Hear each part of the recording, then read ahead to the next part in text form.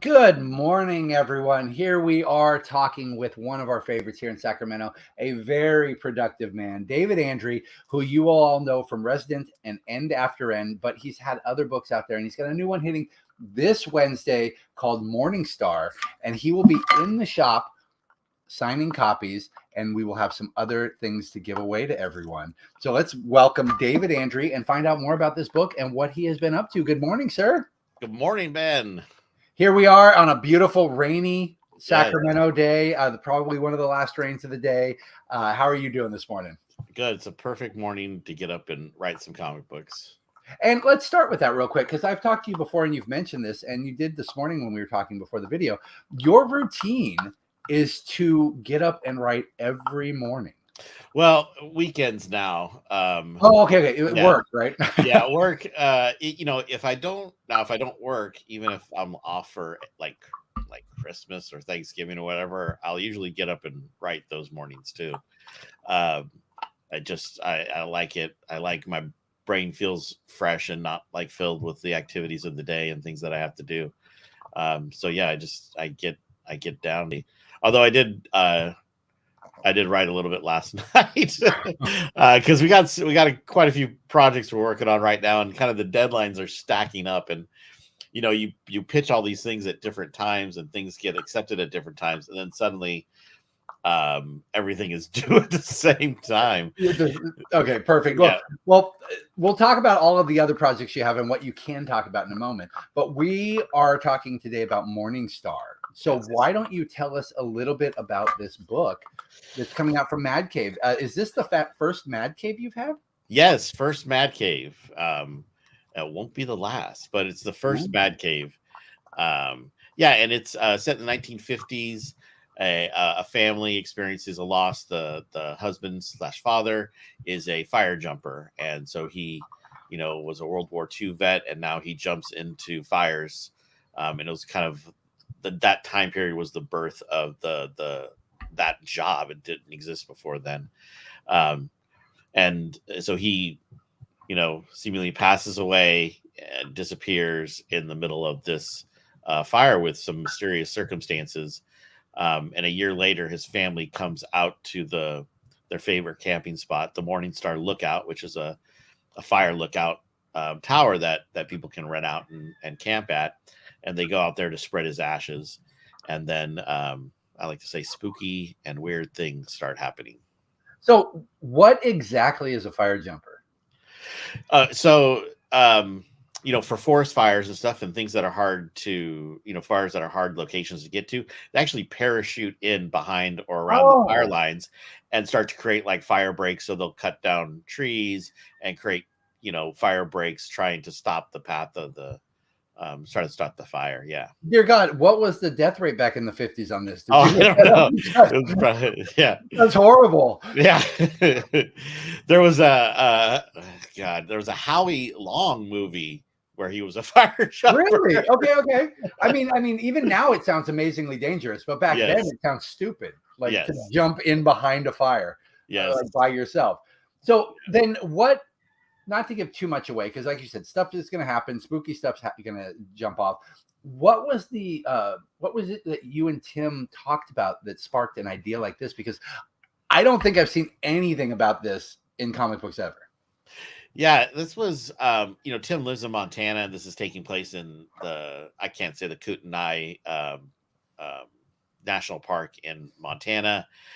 So it was definitely inspired by like his area. And like the fire jumper suit is kind of this like astronaut type suit. So that kind of started to develop some imagery for the book that he wanted to do. And Tim developed this with the artist Marco Finnegan about 10 years ago, before me and Tim started working together. And they had actually done a whole first issue. And, like things do in comics, the project fell apart. And so it kind of went into a back folder for a while. And then once Tim and I started producing comics and making stuff together, he's like, I want to resurrect this. And so, he gave me the stuff they had, materials, the outline, and I started getting in and just making whatever adjustments I felt connected me to the story. I can't just write something. I have to have some kind of I mean, that's emotional, fair. personal connection. Yeah. So which is really nice. Tim let me kind of mess around with it and change stuff up, and we, like we do with everything, we talked everything through.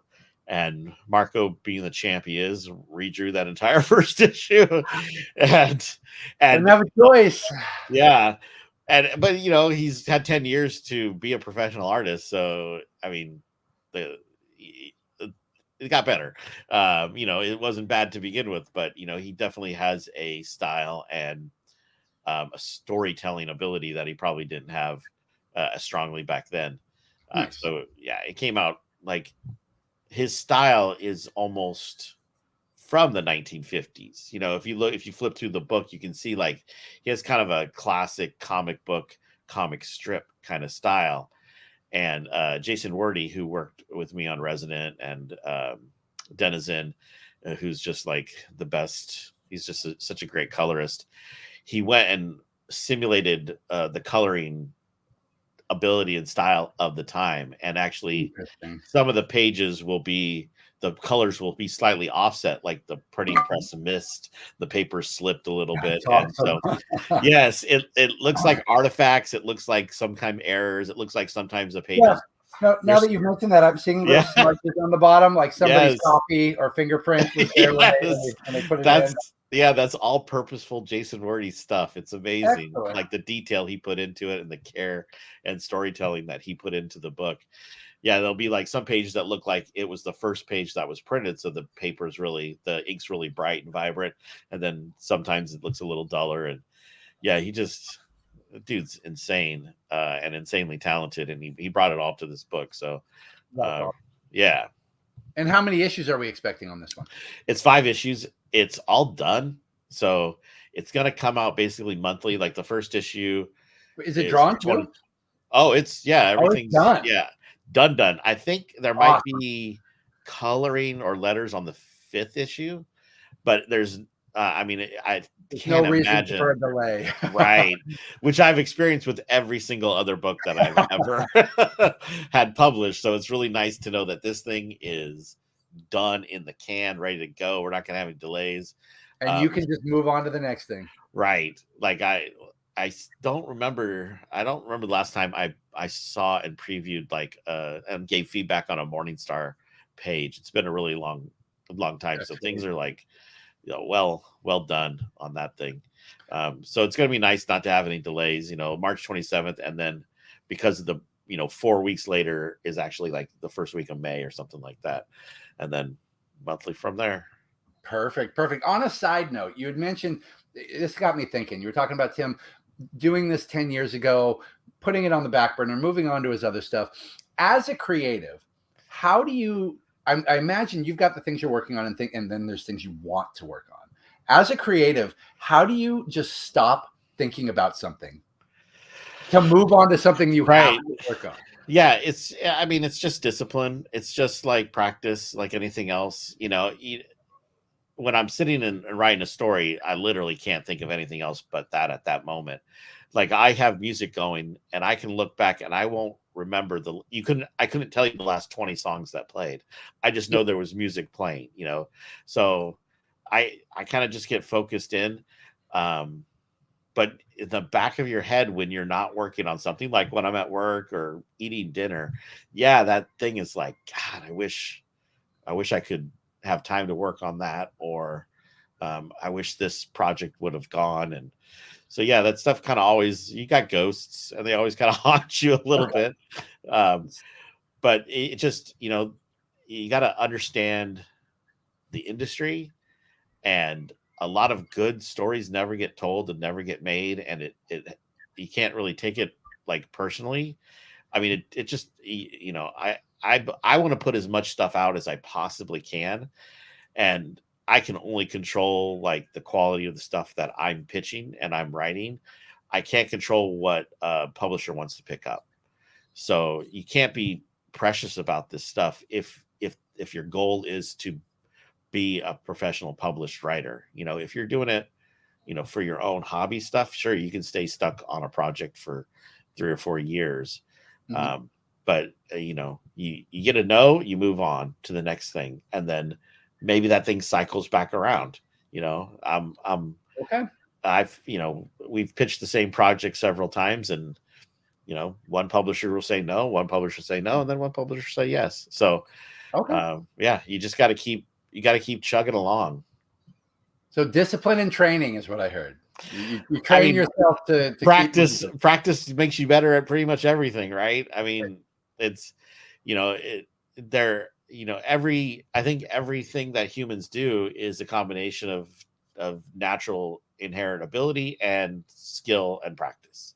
So you're starting at one level on both of those things, and you can only control one of them. So if you want to get, you know, the bad news is, if you want to get better at something, you just got to put in a ton of time and practice, and hope your natural talent gave you enough of a head start that you end up being pretty good at it. You know, I took piano lessons for 8 years. I could not play a single thing on the piano right now because I have no natural music ability. Yeah, you would have to keep up on it. Yeah. Right. And people are like, well, you just keep I'm like, you don't understand. You know, that's kind of like the argument I have with people who artists who say, you know, you should just draw your own comics. I'm like, the thousands and millions of hours it would take for me to get even decent enough that it looked like a picture is for me not worth it, because I know where my natural starting ability is at. Well, then what do you have coming outside of all the stuff that you've had to put on the back burner? Do you have anything you can tell us about outside of Morningstar that we should look for? Well, coming to stores, Resident, the complete series, is coming out. Oh yeah, we've got like an omnibus, right? Yeah, so first week of April. Well, I can slide over to my bookshelf right here. Oh, you have a copy? Oh yeah, that's great. We have the complete Resident. It's beautiful. It's shiny. Yeah, that's like a glossy cover there. It's a soft cover, which brought the price point down to $25 for the entire series, awesome. Which is great. Cheaper than 2 trades. I was going to say that's cheaper than buying both of the trades. Right. So that's great.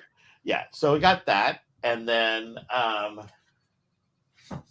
got the Creep Show trade that our story's in. Excellent. If you missed the single and you want to get the whole thing. Yep. And then Denizen, which is our Tim and my story from Nightfall double feature. They pulled both of the stories, Cemeterians and Denizens, and printed individual trades for each one of those. Oh, that's interesting. Yeah, I thought they would have just put it in one volume. Well, it would have been really big. Those issues were each 30 pages each. So the 4-issue series was really, you know, 120 pages worth of comics. Okay, all right. Okay. So it would have been a pretty massive, expensive volume. So there may be, you know, they may want to do something with that later, but the creators too wanted to have this like separate thing as well. So, you know, you could make money off your sales, hopefully. So Denizen, our story from that is coming out in trade form. Are they each still titled Nightfall Double Feature? I believe it might. I don't even know if it says that on the cover. I don't have it yet. Interesting. I'm just curious. I hope that it says that because that's a familiar name. Yeah. I think it might say as seen as or part of Nightfall Double Feature or something like that. Yeah. So I'm really that story I think is really I really enjoyed that one. And I hope people discover it if they didn't find it in Nightfall double feature. And then the second End After End trade will be coming out later in the year to complete that story, because the final issue came out last week or the week before. Yeah, so the issue 9, which it was supposed to be, it is a 10-issue series, but issue 9 was just double sized. So we could get that out. And then I can't talk about anything else, I don't think. Okay, so we're wrapping up a bunch of stuff right now. Yes, I am working with Mad Cave on other titles. I can maybe say that, and then working with another publisher that we just signed a contract with a couple weeks ago, that I have not worked with before. That's going to be another kind of creepy horror type spooky story. Okay. Yeah, so I'm really excited. It's a well-known publisher, um, so excited And to. I like that you're also with the indie companies you're working with. You're like helping getting in on the ground floor because, and I hate to say that because Mad Cave's been around forever, but they're just starting to really come up. I'm seeing their numbers jump. It was the same thing with Vault when you got on with Vault. I remember you were like, "Hey, it's a Vault sighting," on the wall, and now you can't go to that wall without seeing Right. Yeah. Vault. So it's kind of fun, right? Like to see. Yeah. It's it's indicative of my level in comic books, which is not very high. So I kind of have to get on the ground floor of this stuff until I get a little more, I guess, popular. You're But getting yourself out there. This is great. One way or the other. And people are paying attention to both these companies. Yeah, Batcave really, I mean, they just started the creator-owned stuff like a year ago. So this is pretty new. They've all been company-owned, and it's all been Mark London, the owner of the company, his IPs and stuff that they've been working through. So when they decided to get into this creator-owned space, they made a really big push, and you're going to see bigger and bigger names coming out with Mad Cave books. That's and not just one book. They're going to come out with multiple books because Mad Cave, I really like what they're doing. They're making a commitment to the creators and saying, we like you, so we're going to do more than one thing with you, and let's start it right now. So there may be, and it's really fun because they're like with Morningstar, the whole thing is done. So I'm going to have another whole thing done before it's announced, and then maybe another whole thing done before it's announced. And so they're really packing. They're really like loading up, and they're not desperate to push things out too fast. They're letting the projects be really well done and finished before they solicit them. So they're not having this mad scramble to like, oh, someone got sick, so now we're going to be a month late because you were exactly on the deadline going through this whole thing. So yeah, it's been really, really nice to work with them. It's really interesting to see how prepared they want to be and how they're kind of loading up, not just creator owned, but they have a lot of IP that they've got, like Flash Gordon and Dick Tracy. And then they have 2 kids lines that they have a bunch of titles that they've also got going. So that's great. So we got plenty in store. And as a reader and a comic book store owner, I really appreciate having things set that far in advance, especially for an indie company, because there's nothing that kills sales worse than books that are it kills creators too.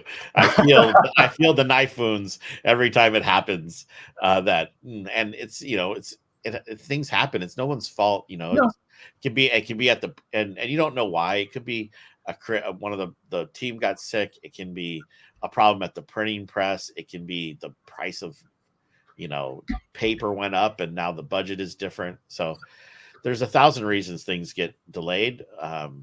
But the more you can mitigate that stuff, I think the better you're like, it's more successful if people see that title and then see it again in a month and see it again in a month and see it again in a month. Yes, most definitely. So yes, it would kill you too, just because you're like, oh no, the sales are gonna drop. And thank you for Tales Podcast. In fact, the little note here, since we're doing it live, Kyron will be in the shop today at 1 p.m. Doing a panel on character development and comic creation with SAC Geeks involved. So come on through the shop, everybody. Well, David, thank you very much. Everybody, of course, this comes out this Wednesday. He will be in the shop. Oh, and we didn't even mention, we're going to have some specials for the people who come through. He has got these for the first 10 people? First 10 people. Yeah, first 10 people is a signed custom book plate, limited print and signed by me and Tim Daniel. So unless you're planning on going to Montana, it's probably the only time you're going to get Tim's signature on stuff. Does he ever come this way for cons? We were just at Emerald City together, but that was his first con probably in 7 years. I think or maybe 6 years. I think the last con he did was the con I pitched Resident at 2 Vault. Okay, so Yeah. it's been a while. It's been a while.